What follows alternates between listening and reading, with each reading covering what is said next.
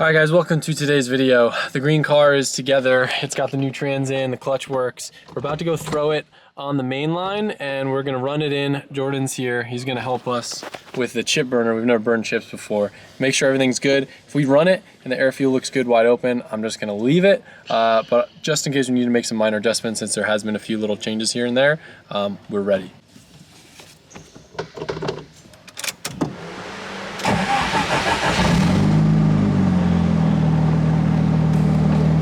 Still gotta finish putting the interior back together, but handbrake placement's sick. Let's test this thing out.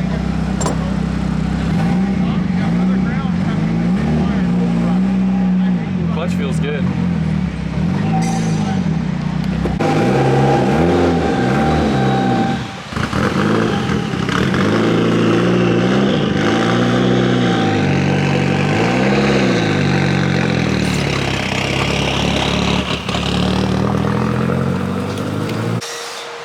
Everything sounded fine, and literally as we pulled in the dyno room, we started hearing a little bit of noise from the head. So we're pulling off valve cover just to see what's going on. Hopefully it's just something dumb like a collapsed lifter, but it's better to be safe than sorry. Good one, you are.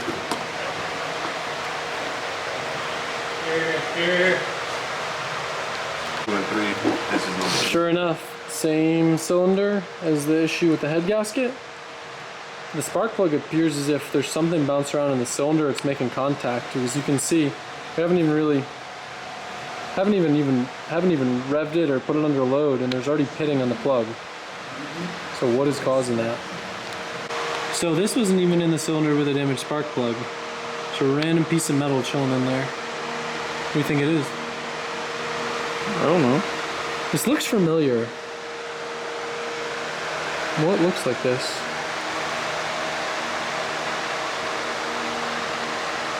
Leave the VCT on. What are you doing? Bro, John's helping out. Listen, yeah. This is a stressful time. We haven't been filming. Get the tools. There was debris in the engine. We showed you that.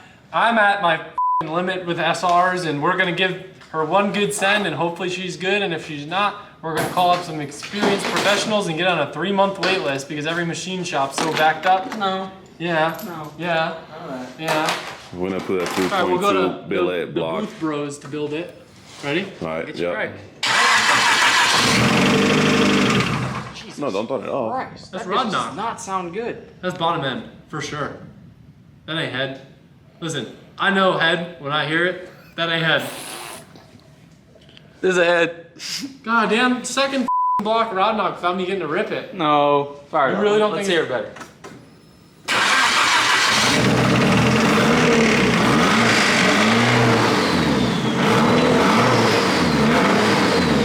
Going in and out.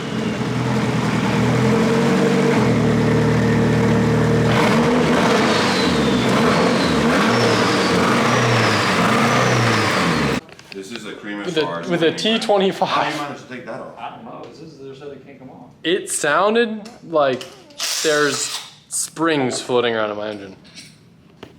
What is going on? Let's see. No. I mean, based on the look in this cylinder, this engine is Toast. very toast. It's like toast with a bunch of salt and pepper on it. What the is that? Bad. It's worse. Way worse. That's terrible. What the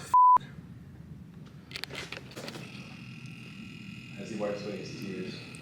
This is the closest looking guess we've had so far is that the piece maybe was from like an old C-clip that maybe somehow fell in, but we haven't had these on the engine or anywhere. We only use the gold ones.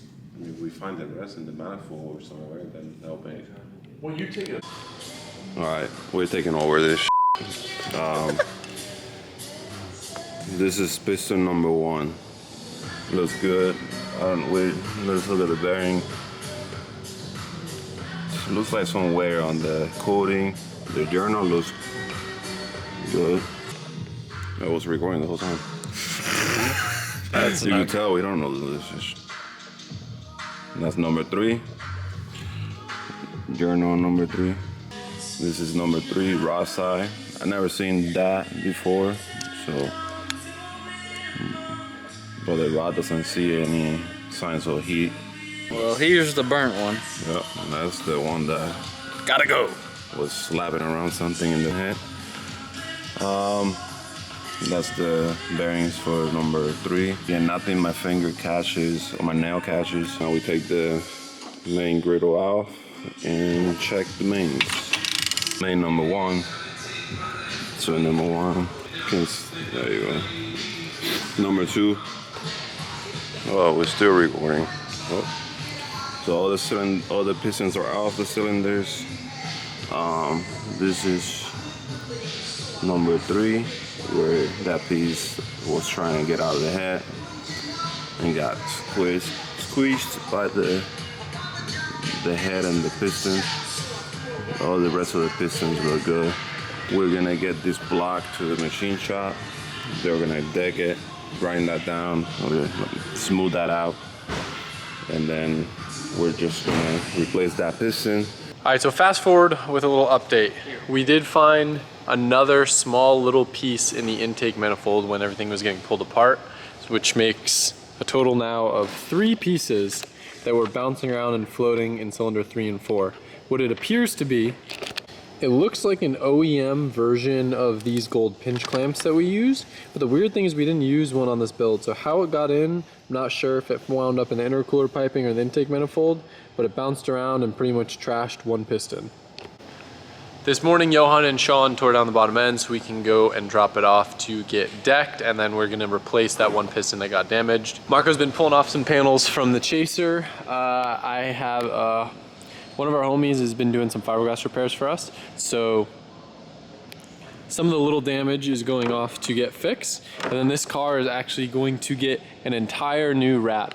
I really liked the brown and it's been really cool, but the car's been the same for so long and the wrap is kind of getting beat up just from sitting outside for a while and all the rubber melting into it. So I think we're gonna give old girl a little mid-season or end of season refresh, clean it up with fresh fixed up panels and then a new color. Any guesses?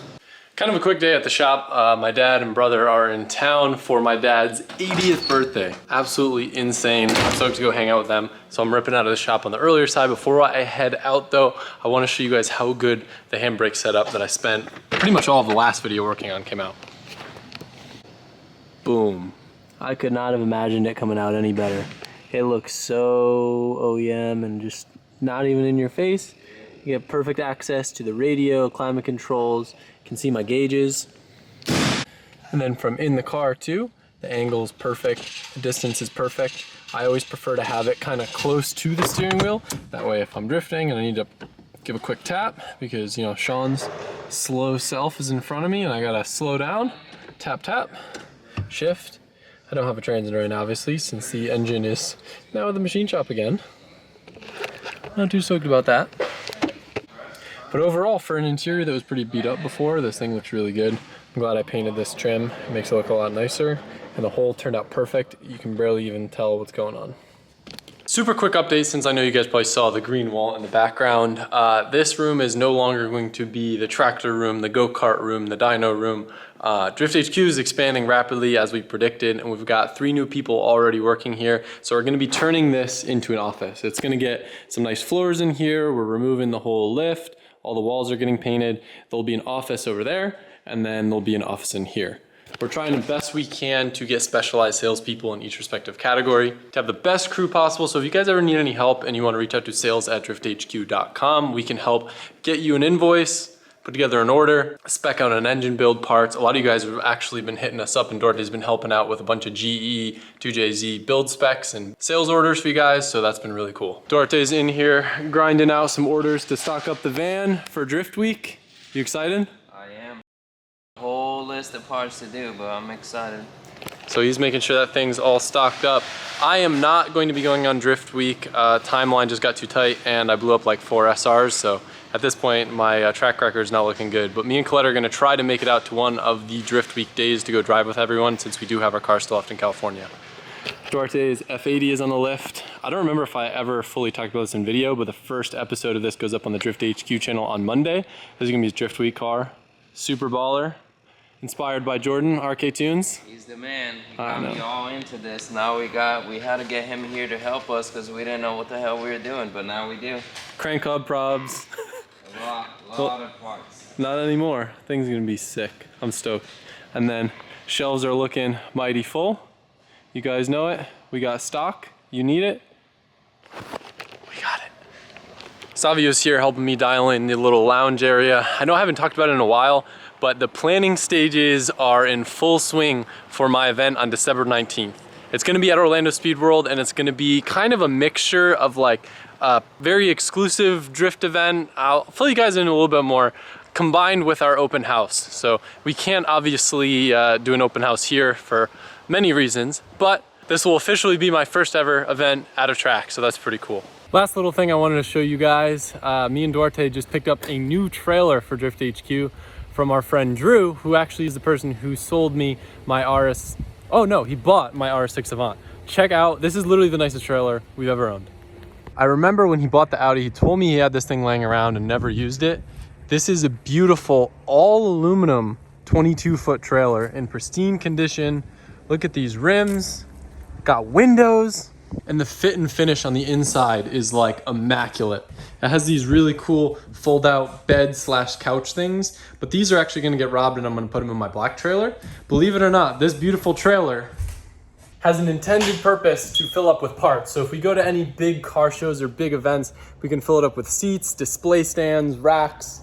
And I believe, if I'm not mistaken, this trailer is gonna go on Drift Week. But being all aluminum, it's never gonna rust, it's in great condition, and it's super light, so towing it with the Drift HQ parts van will be cake. But Drew gave us a screaming deal on this, to where it was almost the same price as the other steel trailer we were about to buy brand new.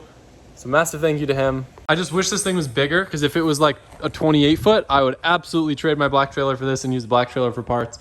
But it's gonna be used for a great purpose and help out a lot of you guys. This thing's gangster. Got a little generator box in front. I got wicked trailer envy. Lots of exciting stuff going on. I'm gonna go drive the Z at an event tonight. Me and Ginger are gonna do some Z tandems. It's been quite a bit of time since we've done that. I don't know if I'm gonna film. The night footage for most stuff usually looks like junk, but I'm excited to go do that. My dad, brother, and sister are coming over. I think we're gonna ride some go-karts around and mess around for a little bit here and just have a chill weekend. See you soon. Oh, your battery's dead, Adam. Oh, Adam. We just wanted to